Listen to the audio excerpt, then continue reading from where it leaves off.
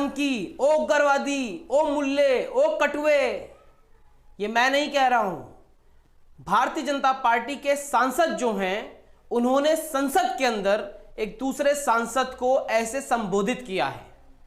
तमाम लोग कह रहे हैं कि देश के अंदर संसद में पहली बार शायद इस तरह के अपशब्द किसी को कहे गए हैं।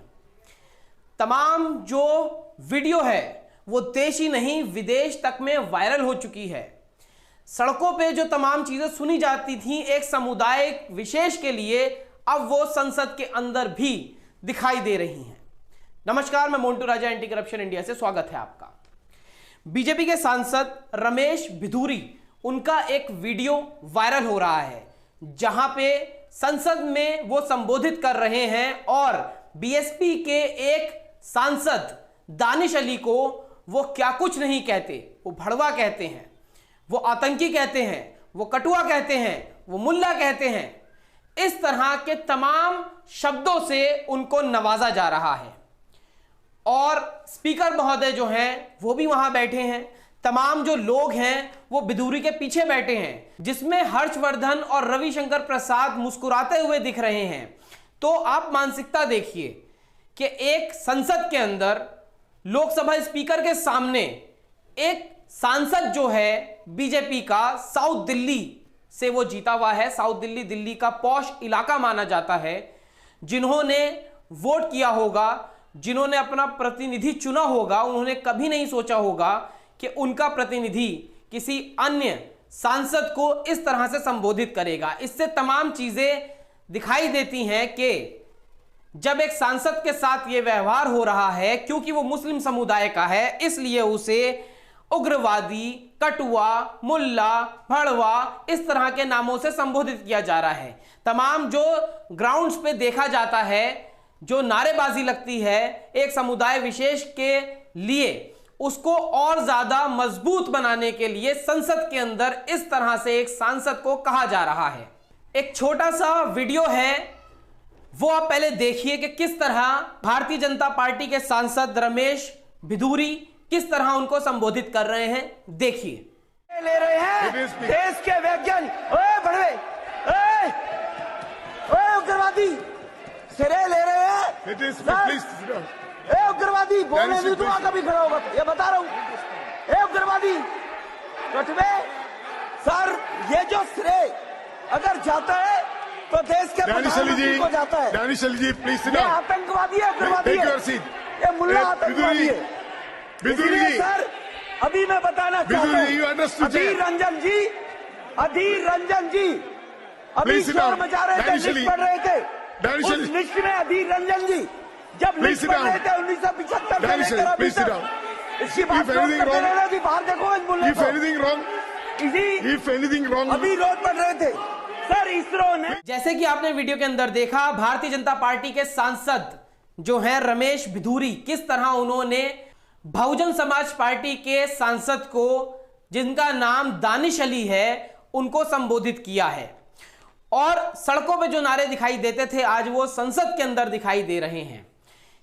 क्या ये वार्निंग नहीं है?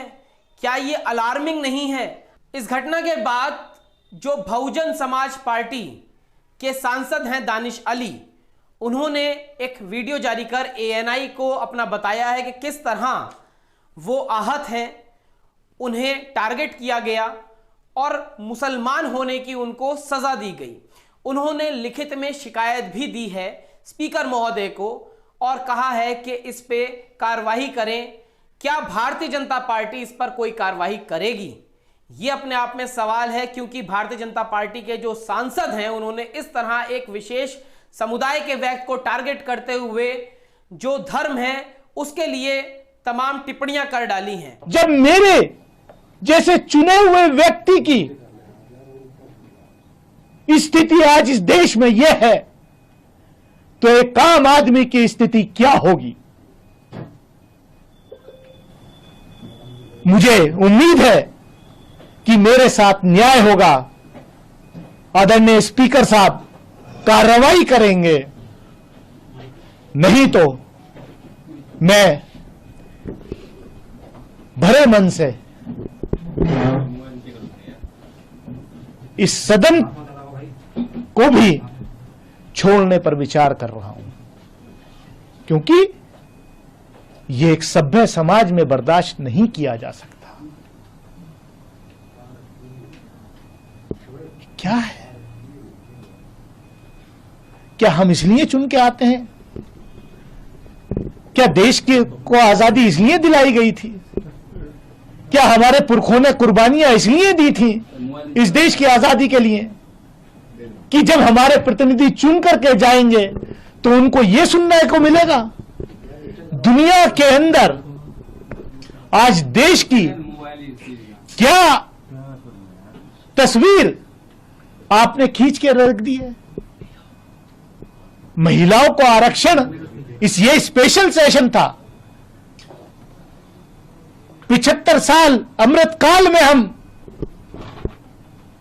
गए हैं, पार्लियामेंट की नई बिल्डिंग में हम गए हैं, महिलाओं के आरक्षण के लिए यह संसद का सत्र विशेष रूप से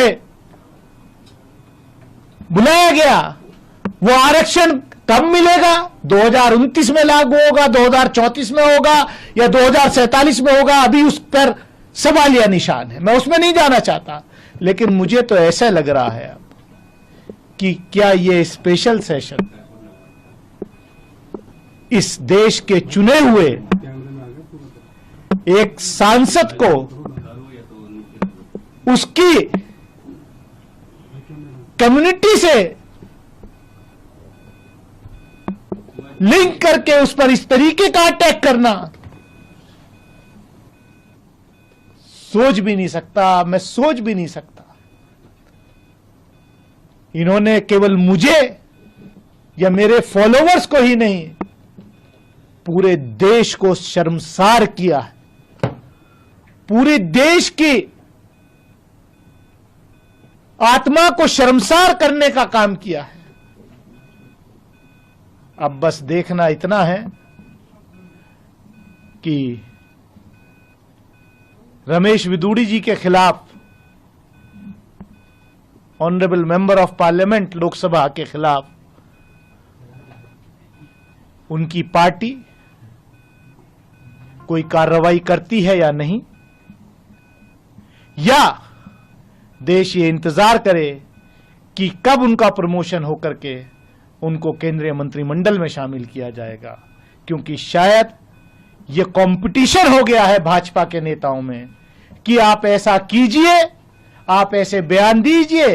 पहले तो संसद के बाहर ही होते थे, अब संसद के अंदर भी मारने की धमकियां दी जा रही हैं। बाहर तो धमकियां बहुत बार नेताओं ने, इनके मंत्रियों ने, सबने दी हैं। लेकिन ये सोचना पड़ेगा कि हम इस देश को अमृत काल में किस तरफ ले जा रहे हैं।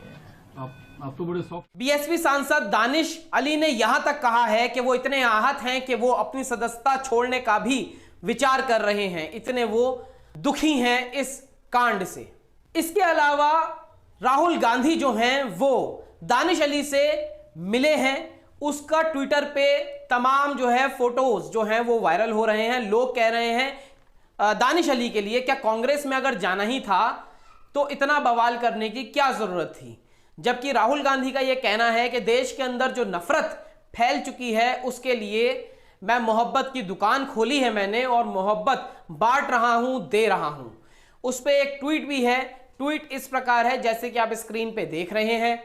राहुल गांधी उनसे मिले हैं और मोहब्बत बांटने की कोशिश कर रहे हैं। वहीं जो दानिश अली हैं उन्होंने भी कहा है कि मुझे बहुत अच्छा लगा, आप मुझसे मिले, आपने मेरा हौसला बढ़ाया और इस नफरत के बाजार में मोहब्बत की दुकान का मैं भी स्वागत करता हूं। जो रमेश भिदूरी हैं उनका भी थोड़ा सा इतिहास आपको बता देते हैं। वो बीजेपी का जो छात्र विंग है एबीवीपी, वहां पे सक्रिय नेता रहे हैं। कानून की पढ़ाई भी उन्होंने करी है। दिल्ली में 2023 से 2008 तक जो बीजेपी है उसके उपाध्यक्ष रहे। 2003 से 2014 तक दिल्ली विधानसभा के सदस्य रहे। 2014 से 2019 में वो सांसद रहे और अब 2019 के बाद से अब तक वो भारतीय जनता पार्टी की तरफ से सांसद ही हैं।